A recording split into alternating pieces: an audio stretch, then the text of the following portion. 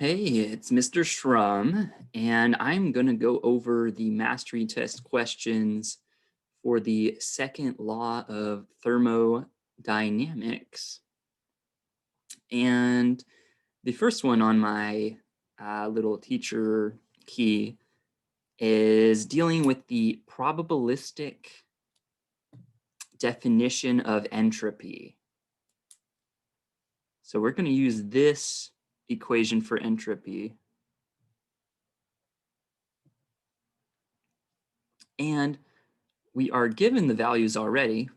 K is a constant that is known as the Boltzmann constant, and that is always 1.38 times 10 to the negative 23rd power. And we are told that W equals 4. And now we can just plug in the numbers to this equation. Boltzmann constant times the natural log of 4, because W is 4. And if you plug all of that out, we have 1.91 times 10 to the negative 23rd power joules per degree Kelvin. All right, not too bad. Sounds complicated, but really you're just plugging in numbers.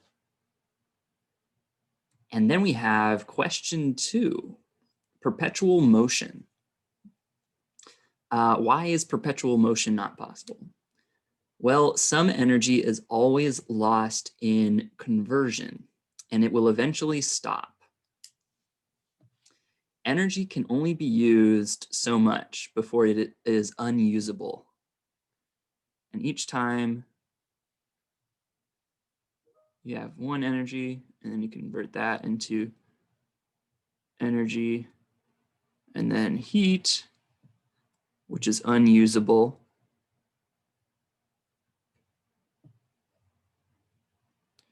And then that gets converted again to more energy, and then more heat is lost. And then eventually you can't use the energy anymore. So I'll box that in. So perpetual motion is not possible. Nothing is 100% efficient. And then moving on to question 3, the second law of thermo states, no heat engine can convert all the heat input into usable work energy. So that ties into perpetual motion. Nothing is able to take all of your input and output it as useful work. Some is always lost to heat and becomes unusable. Fourth question, we're dealing with the statistical definition of entropy again, and it asks what K represents in that equation, this equation.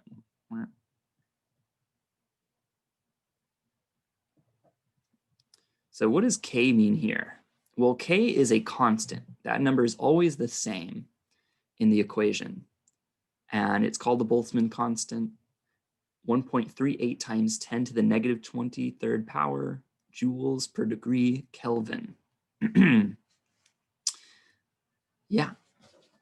And then number 5, it asks you to define entropy, and entropy is the measure of disorder in a system. The disorder in a system always increases. It can never reverse. Nothing becomes more ordered. Carnot realized that the difference in the temperatures between the hot and the cold reservoirs determined how well the engine worked. So if you remember Carnot, he was French and also an engineer.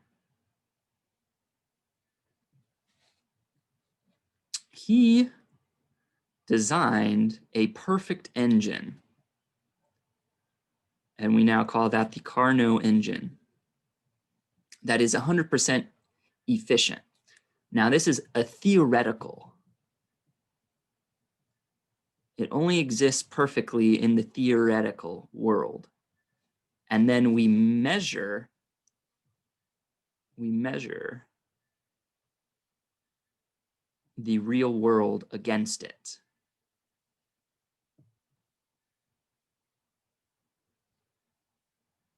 To see how we are doing.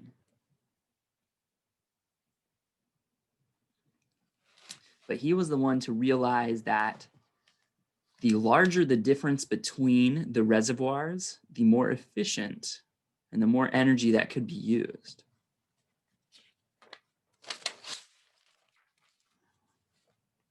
Number 7.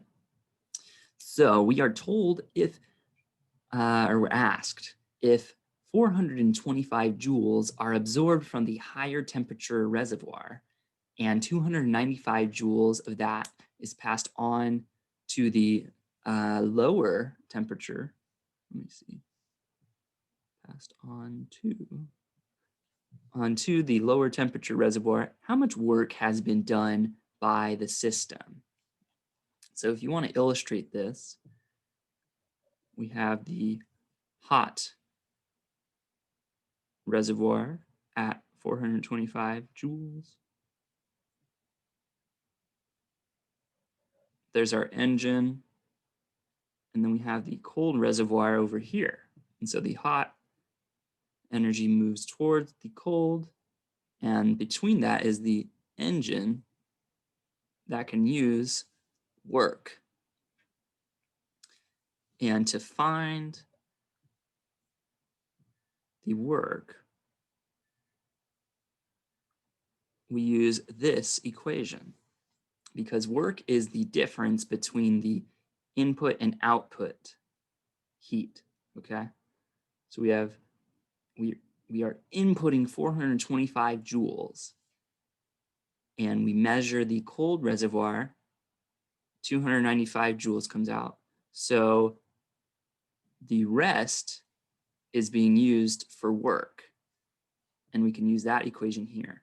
So W equals the input heat versus the output heat. 425 joules minus 295 joules equals 130 joules for work. All right, cool.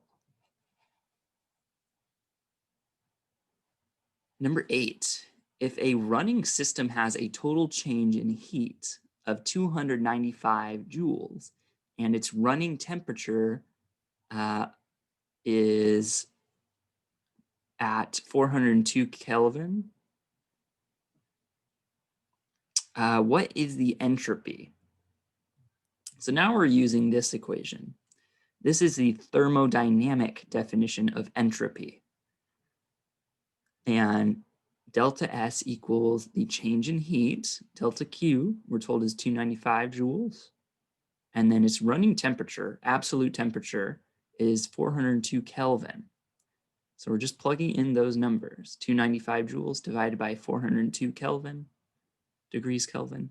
And you get 0.733 joules per degree Kelvin. All right.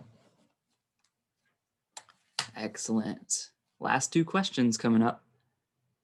And in this one, we're told the hot reservoir is at a temperature of 515 Kelvin, and the cold reservoir is 190 Kelvin.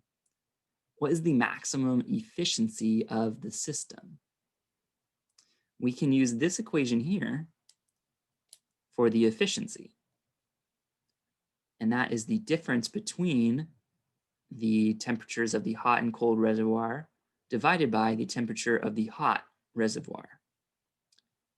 515 minus 190 divided by 515 equals 325 divided by 515. That equals 0.63, or about 63% efficient. And this is all based on the idea, how hot do you make the hot reservoir? So that's like the input temperature for you.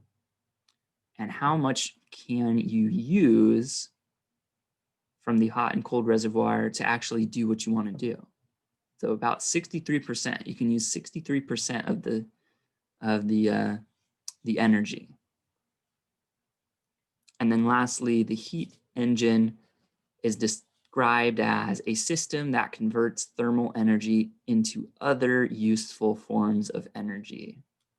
So that's super basic definition 1. And that's what we end on. Those are the 10 questions.